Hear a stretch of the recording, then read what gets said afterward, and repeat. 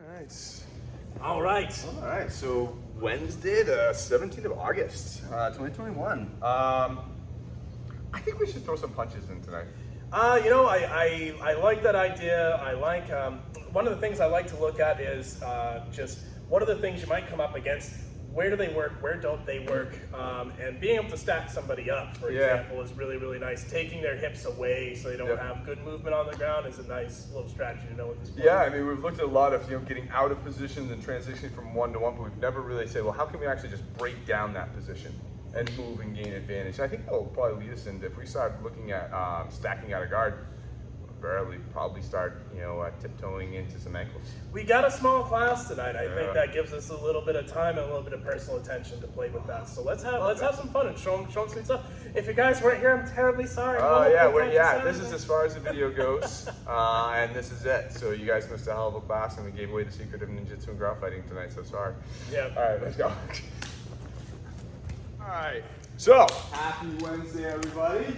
Has everybody having a good week? Yeah. Good. Okay, so we get a nice small group, man. It's good detail oriented. It's gonna be fun. It's getting darn quick. Ooh. Okay, so let's actually start with the ground.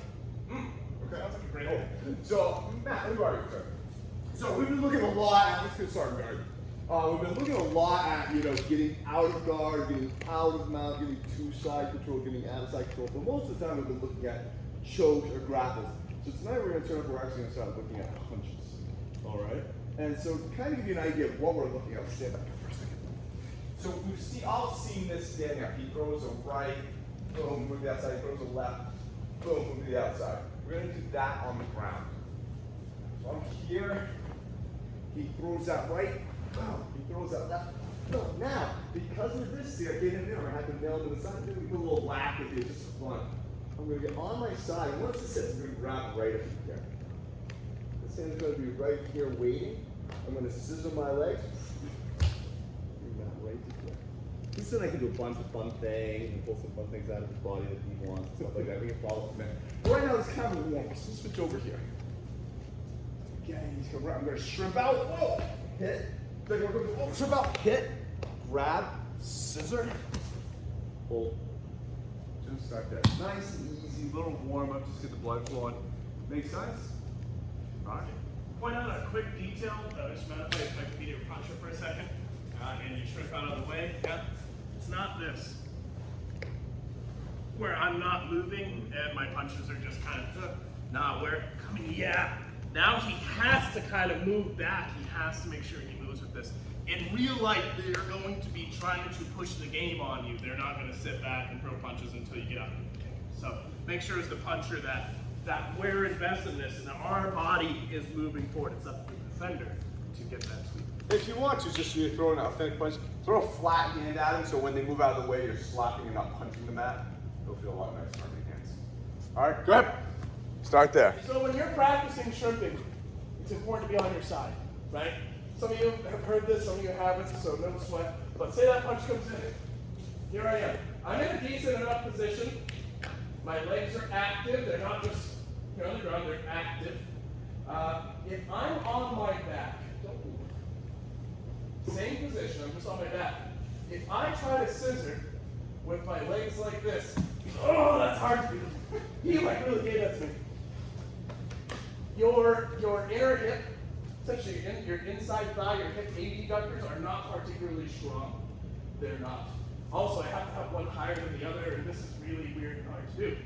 But what is strong is your butt, your glutes, and your hip flexors and quad, which are what you're using when you're on your side. So make sure that when you are working on this particular sweep, it's happening through your butt and through your hip, not through the insides of your hip. This is not the way. Okay? Good go. I'm going to have you jump in, bring it those. This is the way. This is not the way. Yeah. Some things are the way, some things definitely are not. Hey, you physically can't get your legs to cross over. Yes. Physically. See, that's what I was talking about, Aaron. You get enough momentum, you can follow that right in through. Nice. It's actually we're going to go this group here right now. So I have to get my Now, bring the position up there. So, same right punch.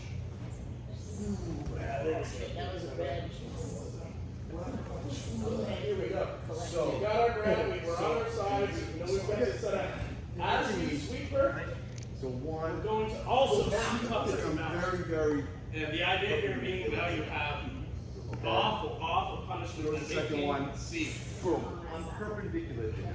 Do you see this? Well, Well, that'd be a really hard play for me. You know I'm on his side. You can be a gorilla. I'm right where he wants to Well, I land. guess to be fair, if you're a gorilla. Right? If I don't move my body, he's coming right here. So as So we as I drive do momentum, this, I'm actually going to come back Yep. Yep, pretty much. to give him the space because he landed right where I was. And just a simple fact, rolling a perpendicular person doesn't work. So in that last part of that, you actually straighten 1, 2. Get this up. You straighten it back out to be on his line. That's the pull. Yeah. And then they get them to go. Right? Because parallel things roll. Perpendicular things do not roll.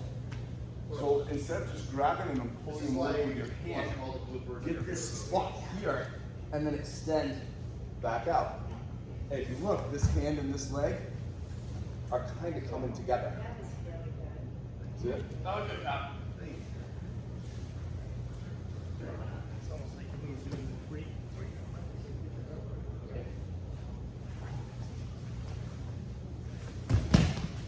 Yeah. So now you have more of a pull with like a kind of deadlift-like pull versus like some weird bicep reverse hand curl. Yeah. Let's add. So same idea. You can also sit right up onto this elbow as part of that movement, and as you scissor, you drop that down to add in that little bit of body weight. That's part of that right now. So you can also do that. Just a heads up. Grab what? So. Yeah. Yep, sit right up to my elbow, and then now, because we have to keep them prone, we have to keep them pulled out this way. This will prevent them from being able to get back up in a position very easily. And then we're moving it. Because really, if it's one question, they don't. It's the same thing I thought. So, Mr. Ben, I'm just going to point out that part to everybody else real quick. Yeah. So, Mate. So back to her. So as we're starting here, first punch comes in. Jesus, wow, second punch comes in. Oh my God! Now, right now, I am perpendicular to his shoulder line. So pulling him, I'm actually pulling him right where I am, and that's hard. But there's not a lot of muscularity that's gonna help me with this. As I pull, I'm actually straightening back out to him. And in that pull, it's just me. This leg's going. And so what you were doing, Dave, is you were coming up far enough, you were going to him, that's why you kept landing constantly on him. You're almost undercutting him to a point. 1, 2, this arm's down, right? This is on my back. If I just beat this here to the pivot point, I'm not going to pull him, I'm just going to move my body. Look what that does to his arm. I didn't put any leg into that. My leg just moved because that's the way my body moved. You see that? So we can be aggressive with this, but just the sheer fact of me straightening out because of that position pushes his arm ahead and gets him already leaning. So what I want you guys to focus on when you're here is don't necessarily, you're going to focus on the scissor and you're going to focus on the pull, but really focus on looking back here. And that will help the pull, that will assist everything else, and will make it a lot easier, a lot less struggle. Does that make sense? So from here to here, focus on that. Okay? Good. To this little thing. Eric. So, and this is a position, again, just like a lot of things we have here, it looks like one thing, but there's actually a lot more going on. Goes first one, second one. So now I can get here. My center of gravity is over here. Aaron's center of gravity is over here. You see that?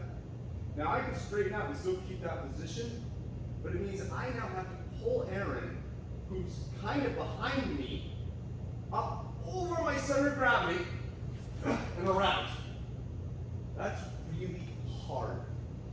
That would be like grabbing somebody who's standing up behind you like this and pulling you around, right? We see that in photos. People get first behind, they try to pull them around. The same concept is going on here. Here. As I straighten up this way, I'm actually going to shift my hips back that way. Because I have two options. Either pick Aaron's center of gravity up and throw it over mine, or move mine behind his. Notice I didn't even touch it from that standpoint. Because I took the center of gravity, I put my center of gravity behind his. As I was doing that, I was undercutting his arm and undercutting his leg. Now he just topples over. Does that make sense? It all feels differently, doesn't it? Well, there's a tipping point there. I mean, Right. This is right. So come here. Let's see if I can stand it one more other way. 1, 2, boom. The tipping point is here, over my center of gravity. Right? So that means I gotta get him up to my center of gravity and then throw him over. That's one option, and that's the hard option. Or as I straighten up, I lean. I put my center of gravity behind him. And as I do that, I actually take the tipping point and I put it behind me. So he has no choice but to tip. I didn't even touch you that time, did I? yeah, just roll it around. He had no choice. Because I took that tipping point and I actually put it on the other side of the center of gravity. You guys have definitely done this a few times. Sissor got this is just very good. If I can borrow just kind of jump in, but looking at this maybe one more way. If we were stepping in for say a Sissor and I say I left my arm behind, and here I am. We've all had that coaching point where it's like, oh, you're just kind of using your leg and your strength.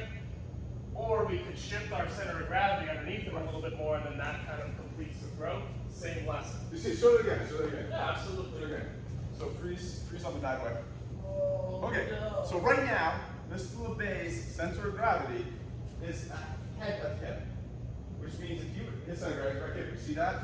If you were to throw him, it means he's reached behind him, pulling him to his center of gravity and then around. Or he can take and put his center of gravity back, change the tipping point. And that's what we're doing on the ground. So when you straighten back up, those toes actually go back underneath them a little bit. So it's not just This, it's whole thing shifting back. It's hard to do without a person to actually get the counterbalance. But again, with Aaron, just go to the last one, please. Cool. It's not me getting my center right here is second going that and making it hard.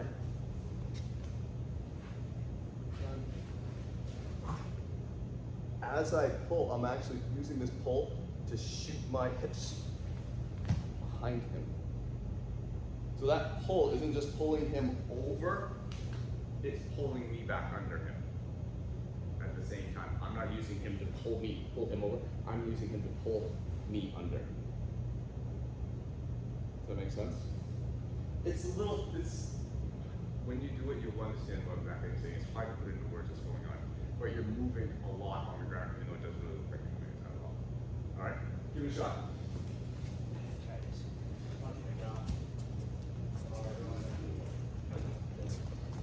So Mate, so you can actually, in my opinion, on this, you can actually shrimp too good on this and actually put yourself in a bad position. So if I can borrow Matt for a second. So I want you to strip off perfectly at a 90-degree angle for me. Okay? So I come in, all right, he's right there. Good shrimp. All right, good protection. But I'm still kind of upright, coming down on him. I'm coming down on him, he shrimps perfectly again. His center of gravity is underneath me. Yes, he's out of the way. This move will be hard on him now. All right, execute it, go. took a little oomph to it. His shrimp was actually, in my opinion, a little too good. So what I want him to do this time, I want him to shrimp so he's going up 45 degrees this way and this way. So now he comes with, now I gotta reach for him. And when I reach for him, what happens, my hips have to come up in front of my knees, which make me a lot easier person to roll. So now I reach for him, he goes up now, he's here. His hips are out now in front of me. So as he pulls, it comes back and through. I'm down right there. Because if you're going to go, you have to get parallel to really roll them. If If you go 90 degrees, you gotta come out of 90 degrees. Does that make sense? If you go to 45 degrees, you have to come out of 45 degrees. It's easier. Plus the fact, person right here versus the person right there, that's I have to extend that. Gives you a little bit more time. All right, it makes me lean forward a little bit. Gets me off my base a little bit. There might be people who totally disagree with me on that one. But that's the way that I look at this one. So not, go ahead. no, I mean, it's eliminating. Yeah, no disagreement. Look at the shrimp in this circumstance, in this context, we're using it to gain distance and get offline in the same way we use 45-degree movement standing to get offline of a punch and gain some distance. It's the same principle, nothing's changed. Are there things you can do at 90 degrees? Yeah, but not in the scope of what we're looking at right now. And it does put you under their weight, which can be dangerous against a much heavier opponent. So. Yeah, so if you saw it sitting up, so if he's here, and he punches me down this line, I go at 45 degrees, he now has to chase after me, right? He has to chase after me with that hand. But if I went off at 90 degrees, now I gotta deal with this one too. Now it doesn't mean I can't, because I'm close to it. We look at this, but we just have to recognize the difference in the angling.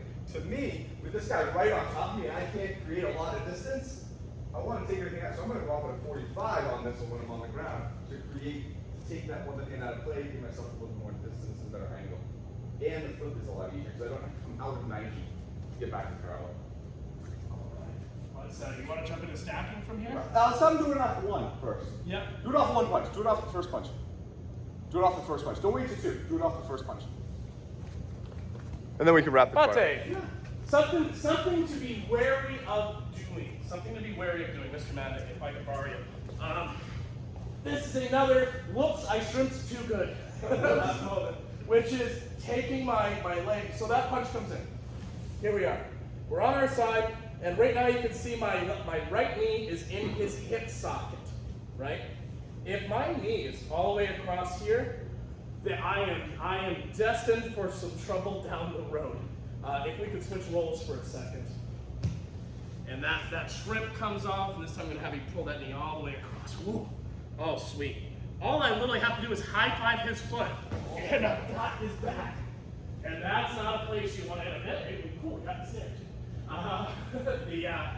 Be aware that knee is going to the hip socket because that's your spacer. Just like this was our spacer for, say, escaping side control. We're creating space, and we don't want to lose all the ground that we gained by taking our movement. If you throw your knee too far across, you'll lose that and give them access to the positional advantage on you. That's not what you want. Try to let that knee go into the hip socket, and that's sort of your push-off point. It's a very nice little push-off point. All you have to do is do this, and your knee and femur do all the pushing for you. That's all.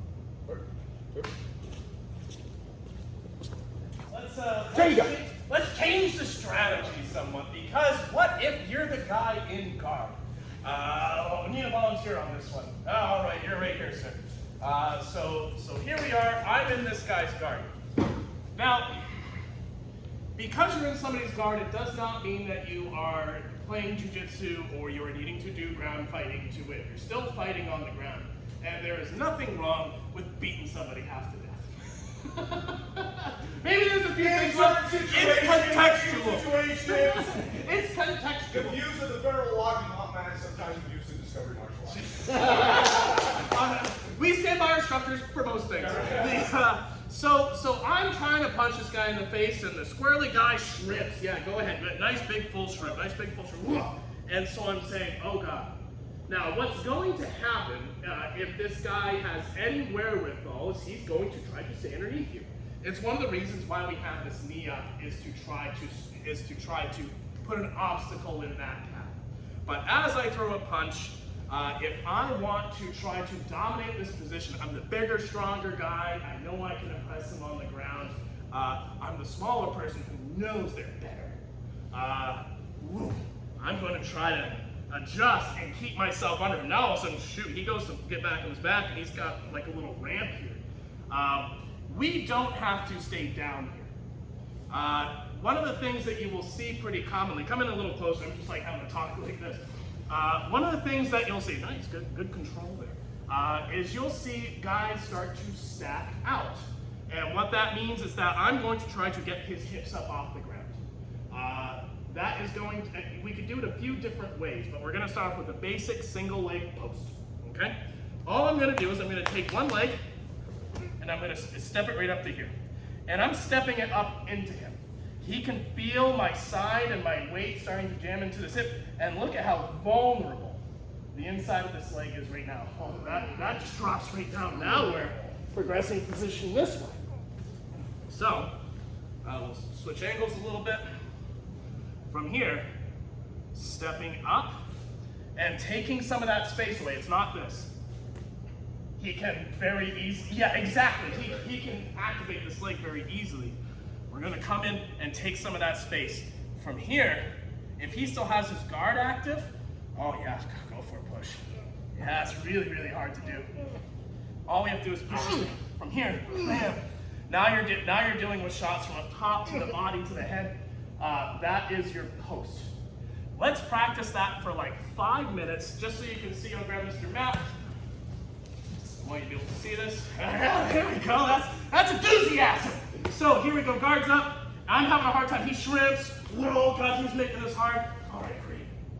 There's us taking that space. Now he's defending himself. This is good instinct, but you can start to feel how this is getting taken away.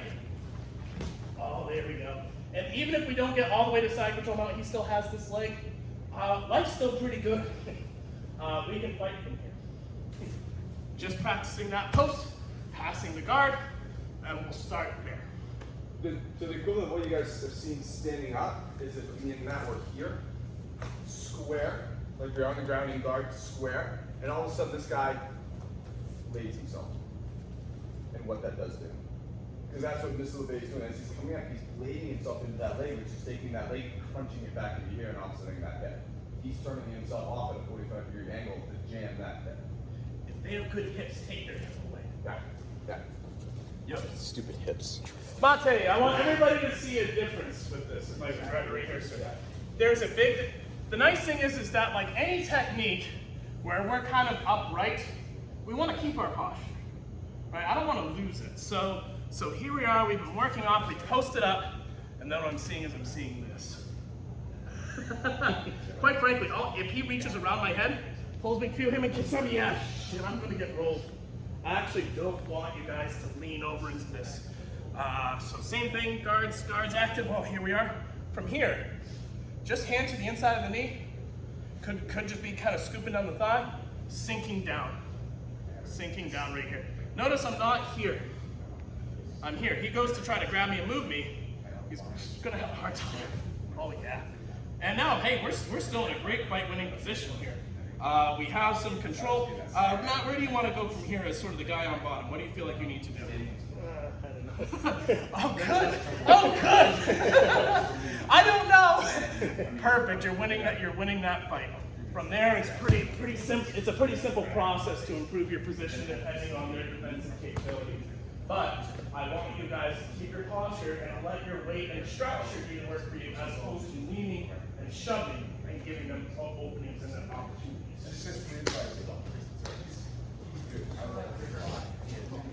Let's talk about base and balance for a second.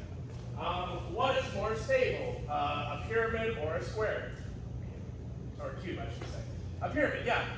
Center of gravity is right in the middle. It's got a nice wide base. It's easier to topple a square or a cube than it is a pyramid. If I have Mr. Kyle right here. So what I'm seeing happen is, if you're down, sir, and I'm in your guard, I'm seeing people making a lot of other shapes trying to get to a pyramid as opposed to keeping a pyramid. And I'm saying pyramid, no, you're not an actual pyramid. I just want you to have good structure and good posture. So I like how you go for fingers right away. That's very good. No, that's a good thing. It's a good thing. So one of the things that I'll see is I'll see people lean forward and then do this. If you look at my weight right now, where am I falling?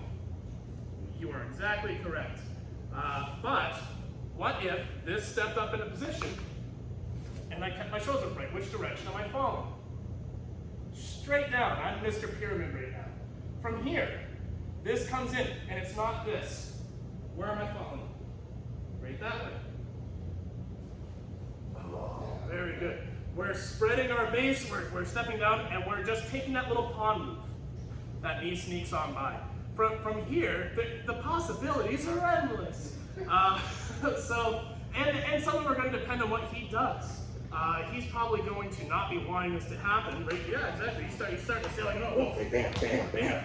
This is where you can start making them really eat some turds to stay where they're at. And now we're working right around our positions. I want you guys to try to focus, because the next thing we're going to do, which is a full stack, is going to require you to be structurally stable. This is not structurally stable. This is, come on. Totoko Yoshi, people. It's the freaking posture. That's the Totoko Yoshi. Remember, it's Ishimoji with the leg down. That's the position he's in. It's not like this. It's there. And then from here, it's just, again, like I said, we're keeping our center drive right here. We're relative. Say so. Reversals. I haven't heard those in a long time. Oftentimes when you get reversed, and when a position gets reversed, it's because the person in the dominant position made a mistake. That's oftentimes what happens.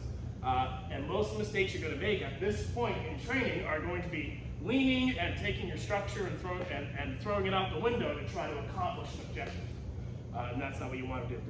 Let's talk about the next step. So, I may not want to stay here.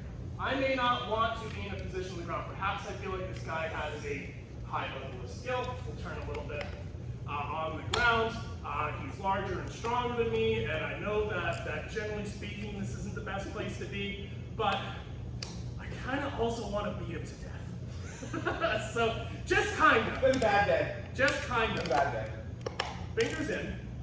We're essentially going to do a little CPR compression on the belly as we hop to our feet. And then here we go. This is a full stack. Notice his hips are not on the ground. He's working on some, that's fine. But then from here, my goal is to literally get my weight on top of him, sit it down, and then start raining punishment. Are there things he can potentially do from here? Yes.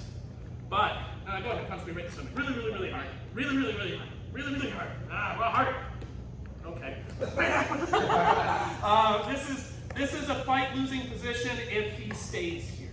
My goal to try to get him to stay there is to get my weight up and over him and get my hips up over his hips. Good, he's pushing out the leg. Bam, bam. You can just work this position for a while. It's not this. Oh, okay. It's also not this. Go ahead and grab my ankles and just take out. I don't want to just step both feet right up to him. That's very easy to reverse. What I'm doing, CPR often, using our structure. There's a reason why when they teach you CPR, they don't have you do it like this. They have you do it like this. Structure. Here we are. And then just stacking his hips right on top of him. Shoulders over hips. Do you mind if you come with that? Yeah. Basically, this stance, you're adapting it to the upright style. Oh, we haven't talked about that one here. Jumanji Kumite. Yeah. Yep. Give it a shot. See if you can get your opponent's hips stacked up, and on top, and you can literally almost sit on them and punch them. Very cool. Let's go. Let's talk strategy and decision making for a second. One of the reasons why I show this is not because I want you guys to be able to stack everybody up and beat them to death and, well, you get the belt. That's really not the point. I want you to know that this exists. And that there's a lot of guys, especially strong, buff guys, and especially ones with wrestling background, who love to try to stack you up on your hips and then beat you to death with their hands. That's what they like to do. Not always, and I can't say for everybody, but it also provides this kind of, if I can steal you right out here, big guy, he's right down. Here we are. We've been in the thick of it, we're fighting, and so here I am. At any point, we can settle back and try to get away from this fight. You don't actually have to continue to engage and stack them up forward. If you're standing and they're on their back and they don't have control over you, you have some relative freedom in your decision making. That's a good thing. If I'm Lynn and I'm up against Kyle, I may not want to say, yeah, no problem.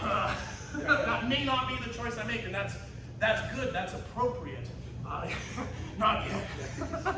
So here we are. I might be Zach LeBay, and I really want to end this fight here. So I start compressing him until I feel a leg coming around, and now we're starting to work. And now we're starting to work from here, and I know he's gonna go for my balls, so I better get down. There's multiple places you can go with this. It's a good. That's why it's good to know, but just know people will try to attempt it. If you're stripping well and controlling your space well from the bottom, great. Maybe you can prevent this. It's a hell of a place to fight from. Let me tell you, when a guy really wants you there, it's a very strong position. It's not good. So, one more.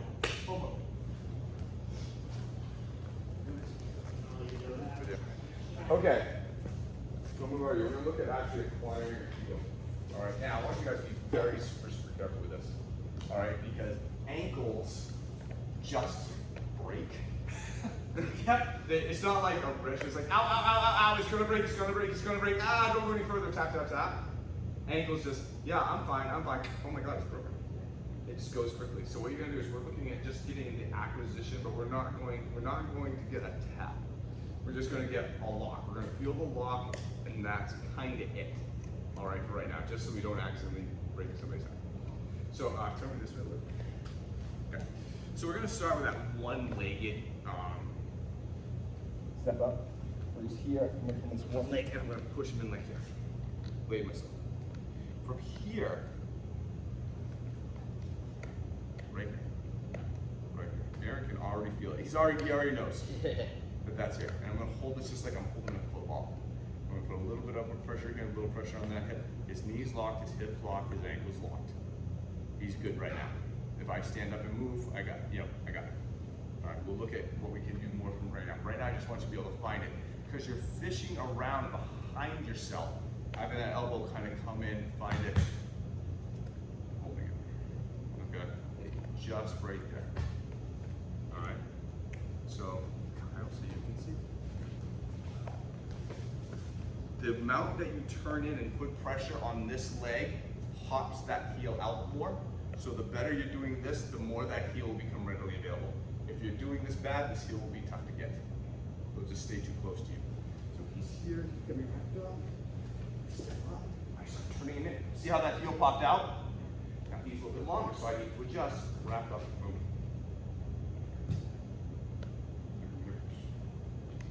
All right. All right. You all see it? Lynn, you want to see it?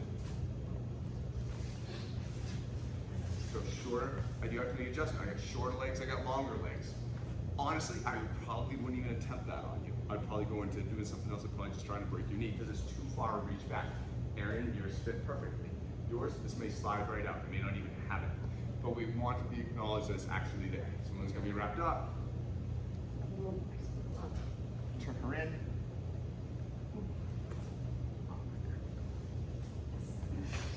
Oh, you want to be. All right. Give it a shot. We're going to group of three. Or Kyle, try to do it against yourself. This is something again. I kind of want everyone to get a chance to see. So I want to make sure we have it.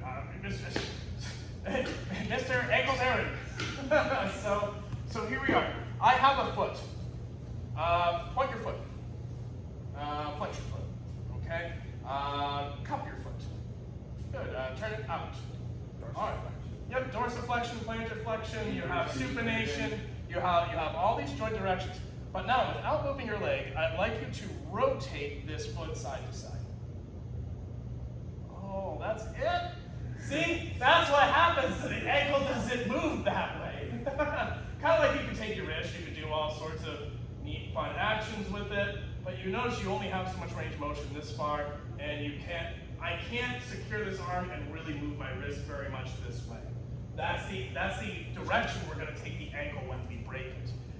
So the idea here is that he's kind of rolled over. I'm not going to actually do the technique. I just want us to visualize where we're at. Here's where his hips are. His ankle is breaking this way right now. When we lock, right now we haven't been really locking the legs and body down too much, so there's room for it to compensate. But imagine you couldn't move this. There's your break.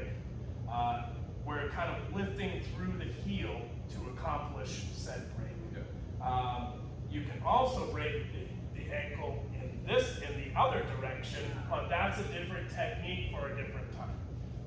For right now, I just want everybody to be clear on the angle, or on the axis, I should say, on which that's breaking, because we've all seen folks get like an ankle, and then they're like, oh, and they're working all to high hell, and you really don't have to. It's really this way.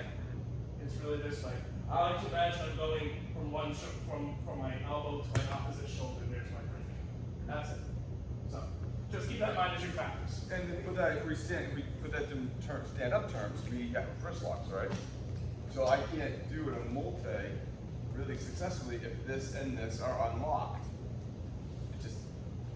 It's this. I need that all locked, so all the pressure goes there, and then we can go, right?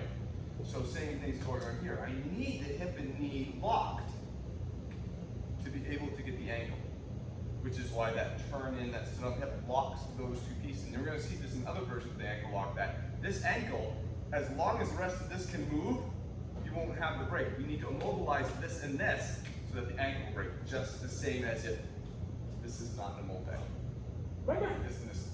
Remember how we isolated the upper body and the shoulder to do a shoulder lock and a break? Yep. We're isolating the lower body to do a break. Same. All the process is the same. Same concept. Same process. Yeah, yeah. Except the foot's here and the hand's here. Same premise. Okay, so let's give it. So that's good. I think we have to get in really. We can get into some real particulars, which is great when we have like a smaller class. We really get to look at nuances and stuff like that, and probably even a little further ahead than we kind of thought we were going to go tonight. I didn't see tonight ending in shin slice. No, neither did I. But this is all good stuff because I hope you guys are starting to see that working on the ground is just again body technique as well. It's the same as standing up. It's the same as that kind of stuff. It's just you're in a different proximity. The body moves a little bit differently. You've lost 180 degrees of angle, but it all works the same. All right. And Lynn and I were talking about how some of these blocks that we're doing in different situations actually look exactly like what we have to. It's the same body mechanics, and trying to put that over. And we're going to go around as we start doing this, looking more specifics for like something you would do or something you would do or something you would do. Because size and strength do matter. Length of legs and length of arms do matter, especially when you're on the ground. Massively. We can be with Lynn and we could be in a kind of a messed up position. We could still overpower her, right? And she needs to know how to use that. Vice versa, like if you have a position like you have longer limbs, like I gotta do something a little bit different to you because it's gonna take a little bit more to lock you up because of those lengths. Stuff like that. You're swirling, so we gotta make sure we're gonna give you a little pain juice to hold you down a little bit. If I tried to take you down and you sprawled, it would be hell. Yeah. It'd help me. So how can we use that to our advantage, but also how can we actually disable it if we need to? That makes sense? So we'll get more into that. But you guys did really well. Some of the ground flowing is hard. It's very hard to do. You guys did a great job. Any questions? We covered a lot of material today, so if you do have questions, let us know on Saturday.